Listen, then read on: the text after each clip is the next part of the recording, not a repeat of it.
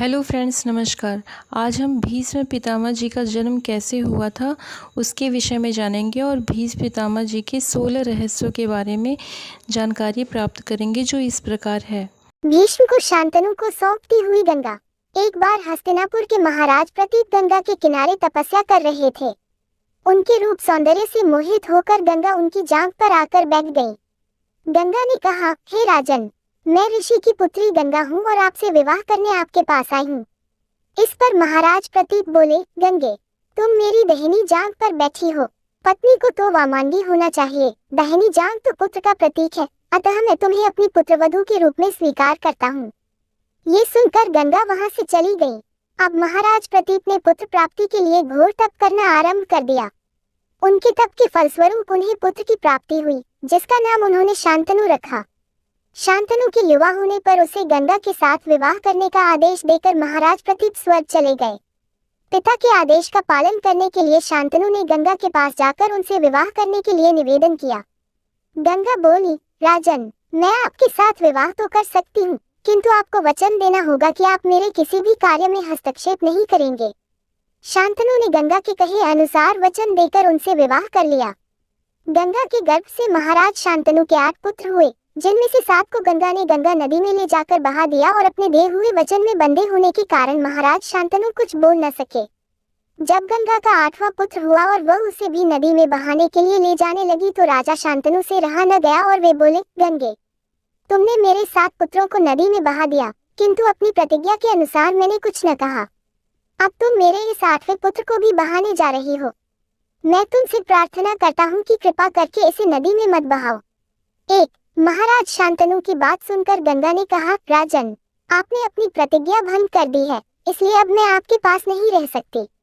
इतना कहकर गंगा अपने पुत्र के साथ अंतर्ध्यान हो गई। तत्पश्चात महाराज शांतनु ने 36 वर्ष ब्रह्मचर्य व्रत धारण करके व्यतीत कर दिए। फिर एक दिन उन्होंने गंगा के किनारे जाकर गंगा से कहा, गंगे, आज मेरी इच्छा उस बालक को देखने की हो रही है जिसे तुम अपने साथ ले गई थी। गंगा एक सुंदर स्त्री के रूप में उस बालक के साथ प्रकट हो गई और बोली, राजन, यह आपका पुत्र है तथा इसका नाम देवव्रत है, इसे ग्रहण करो। ये पराक्रमी होने के साथ विद्वान भी होगा। अस्त्र विद्या में ये परशुराम के समान होगा। महाराज शांतनु अपने पुत्र देवव्रत को पाकर अत्यंत प्रसन्न हुए और उसे अपने साथ हस्तिनापुर लाकर युवराज घोषित कर दिया। एक दिन महाराज शांतनु यमुना के तट पर घूम रहे थे कि उन्हें नदी में नाव चलाते हुए एक सुंदर कन्या दृष्टिगत हुई। उसके अंग से सुगंध निकल रही थी। महाराज ने उस कन्या से पूछा, हे देवी, तुम कौन हो? कन्या ने बताया, महाराज, मेरा नाम सत्यवती है और मैं निषाद कन्या हूँ। शांतनु उसके रूप यौवन पर रीझ कर तत्काल उसके पिता के पास पहुँचे और सत्यवती के साथ अपने विवाह का प्रस्ताव किया। इस पर निषाद बोला, राजन, मुझे अपनी कन्या का आपके साथ विवाह करने में कोई आपत्ति नहीं है, परंतु आपको मेरी कन्या के गर्भ से उत्पन्न पुत्र को ही अपने राज्य का उत्तराधिकारी बनाना होगा। निषाद के इन वचनों को सुनकर महाराज शांतनु चुपचाप हस्तिनापुर लौट आए। सत्यवती के वियोग में महाराज शांतनु व्याकुल रहने लगे। उनका शरीर दुर्बल होने लगा। महाराज की इस दशा को देखकर देवव्रत को बड़ी चिंता हुई। जब उन्हें मंत्रियों के द्वारा पिता की इस प्रकार की दशा होने का कारण ज्ञात हुआ तो वे तत्काल समस्त मंत्रियों के साथ निषाद के घर जा पहुंचे और उन्होंने निषाद से कहा, हे निषाद, आप सहर्ष अपनी पुत्री सत्यवती का विवाह मेरे पिता शांतनु के साथ कर दें। मैं आपको वचन देता हूँ कि आपकी पुत्री के गर्भ से जो भी बालक जन्म लेगा वही राज्य का उत्तराधिकारी होगा। कालांतर में मेरी कोई संतान आपकी पुत्री के संतान का अधिकार छीन न पाए, इस कारण से मैं प्रतिज्ञा करता हूँ कि मैं आजन्म अविवाहित रहूंगा। देवव्रत की इस प्रतिज्ञा को सुनकर निषाद ने हाथ जोड़कर कहा, हे देवव्रत, आपकी यह प्रतिज्ञा अभूतपूर्व है। इतना कहकर निषाद ने तत्काल अपनी पुत्री सत्यवती को देवव्रत तथा उनके मंत्रियों के साथ हस्तिनापुर भेज दिया। देवव्रत ने अपनी माता सत्यवती को लाकर अपने पिता शांतनु को सौंप दिया। पिता ने प्रसन्न होकर पुत्र से कहा, वत्स, तूने पितृभक्ति के वशीभूत होकर ऐसी प्रतिज्ञा की है जैसी कि न आज तक किसी ने की है और न ही भविष्य में करेगा। मैं तुझे वरदान देता हूँ कि तेरी मृत्यु तेरी इच्छा से ही होगी। तेरी इस प्रकार की प्रतिज्ञा करने के कारण तू भीष्म कहलाएगा और तेरी प्रतिज्ञा भीष्म प्रतिज्ञा के नाम से सदैव प्रख्यात रहेगी। देवव्रत की किशोरावस्था में होने पर उसे हस्तिनापुर का युवराज घोषित कर दिया। यही देवव्रत आगे चलकर भीष्म कहलाए। एक बार नामक वसु ने वशिष्ठ ऋषि की कामधेनु का हरण कर लिया। इससे वशिष्ठ ऋषि ने द्यू से कहा कि ऐसा काम तो मनुष्य करते हैं, इसलिए तुम 8 वसु मनुष्य हो जाओ। ये सुनकर वसुओं ने घबराकर वशिष्ठ जी की प्रार्थना की तो उन्होंने कहा कि अन्य वसु तो वर्ष का अंत होने पर मेरे शाप से छुटकारा पा जाएंगे, लेकिन इस द्यूक को अपनी करनी का फल भोगने के लिए एक जन्म तक मनुष्य बनकर पीड़ा भोगना होगी। ये सुनकर वसुओं ने गंगा जी के पास जाकर उन्हें वशिष्ठ जी के शाप को विस्तार से बताया और यह प्रार्थना की कि आप मृत्युलोक में अवतार लेकर हमें गर्भ में धारण करें और जो ही हम जन्म लें हमें पानी में डुबो दें। इस तरह हम जल्दी से सभी मुक्त हो जाएंगे। गंगा माता ने स्वीकार कर लिया और वे युक्तिपूर्वक शांतनु राजा की पत्नी बन गई और शांतनु से वचन भी ले लिया। शांतनु से गंगा के गर्भ में पहले जो 7 पुत्र पैदा हुए थे उन्हें उत्पन्न होते ही गंगा जी ने पानी में डुबो दिया, जिससे 7 वसु तो मुक्त हो गए, लेकिन 8वें में शांतनु ने गंगा को रोककर इसका कारण जानना चाहा। गंगा जी ने राजा की बात मानकर वसुओं को वशिष्ठ के शाप का सब हाल कह सुनाया। राजा ने उस 8वें पुत्र को डुबोने नहीं दिया और इस वचन भंगता के कारण गंगा 8वें पुत्र को सौंपकर अंतर्ध्यान हो गई। यही बालक द्यू नामक वसु था। एक दिन देवव्रत के पिता शांतनु यमुना के तट पर घूम रहे थे कि उन्हें नदी में नाव चलाते हुए एक सुंदर कन्या नजर आई। शांतनु उस कन्या पर मुग्ध हो गए। महाराजा ने उसके पास जाकर उससे पूछा, हे देवी तुम कौन हो?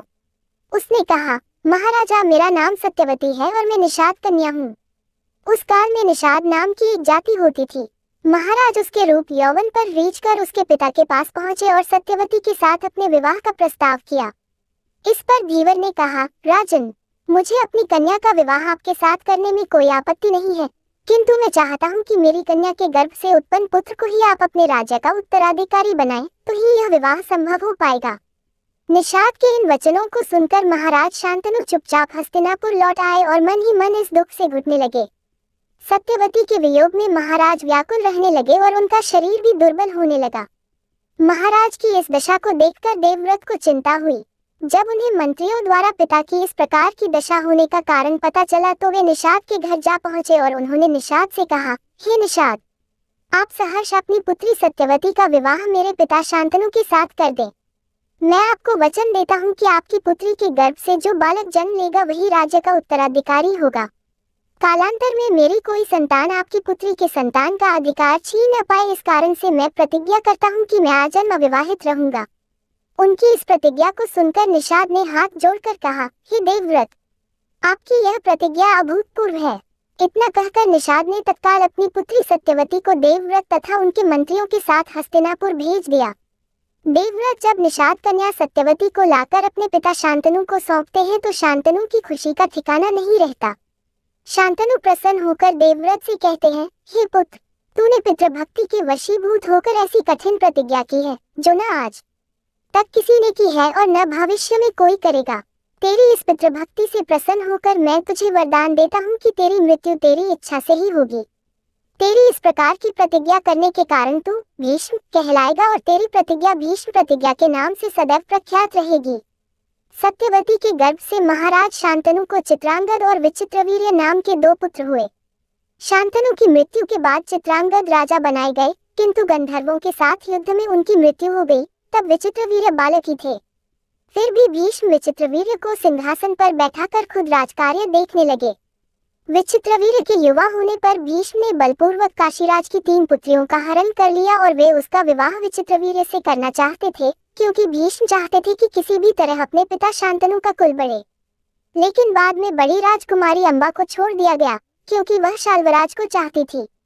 अन्य दोनों अंबालिका और अंबिका का विवाह विचित्रवीर्य के साथ कर दिया गया, लेकिन विचित्रवीर्य को दोनों से कोई संतानें नहीं हुई और वह भी चल बसा।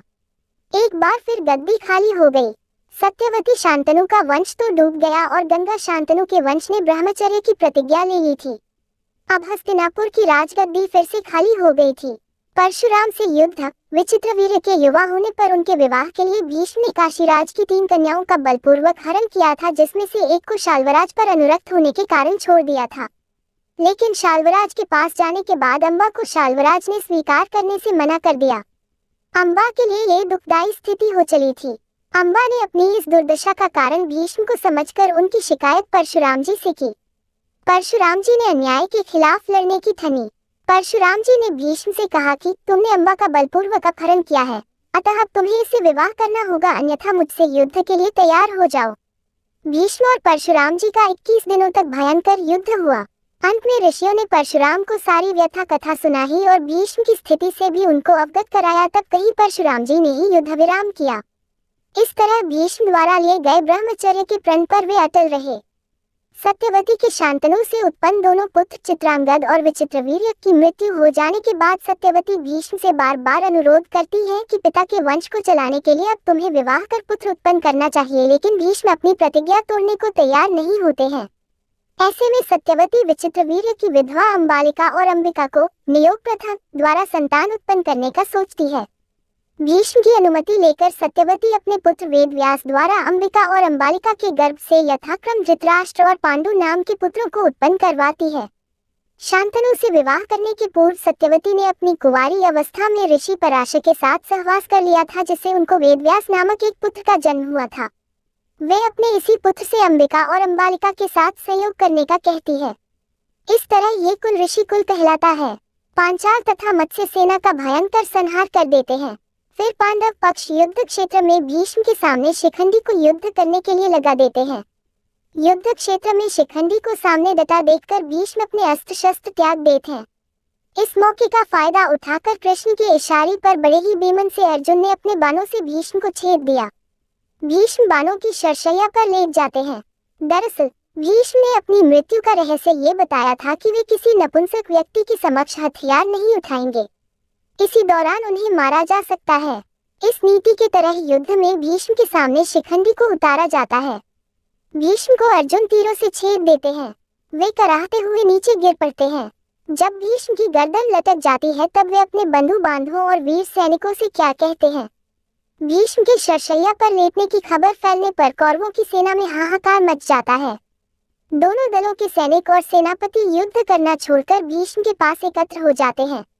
दोनों दलों के राजाओं से भीष्म कहते हैं, राजन यज्ञ, मेरा सिर नीचे लटक रहा है, मुझे उपयुक्त तकिया चाहिए। उनके एक आदेश पर तमाम राजा और योद्धा मूल्यवान और तरह तरह के तकिए ले आते हैं, किंतु भीष्म उनमें से एक को भी न लेकर मुस्कुराकर कहते हैं कि ये तकिए इस वीर शैया के काम में आने योग्य नहीं है राजन। फिर वे अर्जुन की ओर देखकर कहते हैं, बेटा तुम तो क्षत्रिय धर्म के विद्वान हो, क्या तुम मुझे उपयुक्त तकिया दे सकते हो। आज्ञा पाते ही अर्जुन ने आंखों में आंसू लिए उनको अभिवादन कर भीष्म को बड़ी तेजी से ऐसे 3 बाण मारे जो उनके ललाट को छेदते हुए पृथ्वी में जा लगे। बस इस तरह सिर को सिरहाना मिल जाता है। इन बाणों का आधार मिल जाने से सिर के लटकते रहने की पीड़ा जाती रही। इतना सब कुछ होने के बावजूद भीष्म क्यों नहीं त्यागते हैं प्राण। सूर्य का उत्तरायण होना, लेकिन शरशैया पर लेटने के बाद भी भीष्म प्राण क्यों नहीं त्यागते हैं, जबकि उनका पूरा शरीर तीर से छलनी हो जाता है, फिर भी वे इच्छा मृत्यु के कारण मृत्यु को प्राप्त नहीं होते हैं। भीष्म ये भलीभांति जानते थे कि सूर्य के उत्तरायण होने पर प्राण त्यागने पर आत्मा को सद्गति मिलती है और वे पुनः अपने लोक जाकर मुक्त हो जाएंगे, इसलिए वे सूर्य के उत्तरायण होने का इंतजार करते हैं। भीष्म ने बताया कि वे सूर्य के उत्तरायण होने पर ही शरीर छोड़ेंगे, क्योंकि उन्हें अपने पिता शांतनु से इच्छा मृत्यु का वर प्राप्त है और वे तब तक शरीर नहीं छोड़ सकते जब तक कि वे चाहें। लेकिन 10वें दिन का सूर्य डूब चुका था। भीष्म को ठीक करने के लिए शल्य चिकित्सक लाए जाते हैं, लेकिन वे उनको लौटा देते हैं और कहते हैं कि अब तो मेरा अंतिम समय आ गया है, ये सब व्यर्थ है, शरशैया ही मेरी चिता है, अब मैं तो बस सूर्य के उत्तरायण होने का इंतजार कर रहा हूँ। पितामह की ये बातें सुनकर राजागण और उनके सभी बंधु बांधव उनको प्रणाम और प्रदक्षिणा कर करके अपनी अपनी छावनियों में लौट जाते हैं। अगले दिन सुबह होने पर फिर से वे सभी भीष्म के पास लौटते हैं। सभी कन्याएं, स्त्रियां और उनके कुल के योद्धा पितामह के पास चुपचाप खड़े हो जाते हैं। पितामह ने पीने के लिए राजाओं से ठंडा पानी मांगा। सभी उनके लिए पानी ले आए, लेकिन उन्होंने अर्जुन की ओर देखा। अर्जुन समझ गया और उसने अपने गांडीव पर तीर चढ़ाया और पर्जन्यास्त्र का प्रयोग कर वे धरती में छोड़ देते हैं। धरती से अमृत तुल्य सुगंधित बढ़िया जल की धारा निकलने लगती है। उस पानी को पीकर भीष्म तृप्त हो जाते हैं। फिर भीष्म दुर्योधन को समझाते हैं कि युद्ध छोड़कर वंश की रक्षा करो। उन्होंने अर्जुन की बहुत प्रशंसा की और दुर्योधन को बार बार समझाया कि हमारी यह गति देखकर संभल जाओ, लेकिन दुर्योधन उनकी एक भी नहीं मानता है और फिर से युद्ध शुरू हो जाता है। अगले दिन फिर से सभी उनके पास इकट्ठे होते हैं। वे नए सेनापति कर्ण को समझाते हैं। वे दोनों पक्षों में अपने अंतिम वक्त में भी संधि कराने की चेष्टा करते हैं। भीष्म के शरशैया पर ले जाने के बाद युद्ध और 8 दिन चला। भीष्म यद्यपि शरशैया पर पड़े हुए थे, फिर भी उन्होंने श्री कृष्ण के कहने से युद्ध के बाद युधिष्ठिर का शोक दूर करने के लिए राजधर्म, मोक्ष धर्म और आपदधर्म आदि का मूल्यवान उपदेश बड़े विस्तार के साथ दिया। इस उपदेश को सुनने से युधिष्ठिर के मन से ग्लानि और पश्चाताप दूर हो जाता है। बाद में सूर्य के उत्तरायण होने पर युधिष्ठिर आदि सगे संबंधी, पुरोहित और अन्यान्य लोग भीष्म के पास पहुंचते हैं। उन सब से पितामह ने कहा कि इस शरशैया पर मुझे 58 दिन हो गए हैं। मेरे भाग्य से माघ महीने का शुक्ल पक्ष आ गया। अब मैं शरीर त्यागना चाहता हूँ। इसके पश्चात उन्होंने सब लोगों से प्रेम पूर्वक विदा मानकर शरीर त्याग दिया। सभी लोग भीष्म को याद कर रोने लगे। युधिष्ठिर तथा पांडवों ने पितामह के शरविद्ध शव को चंदन की चिता पर रखा तथा दाह संस्कार किया। भीष्म सामान्य व्यक्ति नहीं थे, वे मनुष्य रूप में देवता वसु थे। उन्होंने ब्रह्मचर्य का कड़ा पालन करके योग विद्या द्वारा अपने शरीर को पुष्य कर लिया था। दूसरा, उनको इच्छा मृत्यु का वरदान भी प्राप्त था। इस युद्ध के समय अर्जुन 55 वर्ष, कृष्ण 83 वर्ष और भीष्म 150 वर्ष के थे। उस काल में 200 वर्ष की उम्र होना सामान्य बात थी। बौद्धों के काल तक भी भारतीयों की सामान्य उम्र 150 वर्ष हुआ करती थी। इसमें शुद्ध वायु, वातावरण और योग ध्यान का बड़ा योगदान था। भीष्म जब युवा थे तब कृष्ण और अर्जुन हुए भी नहीं थे। माना जाता है कि भीष्म ही युद्ध में सबसे अधिक उम्र के थे।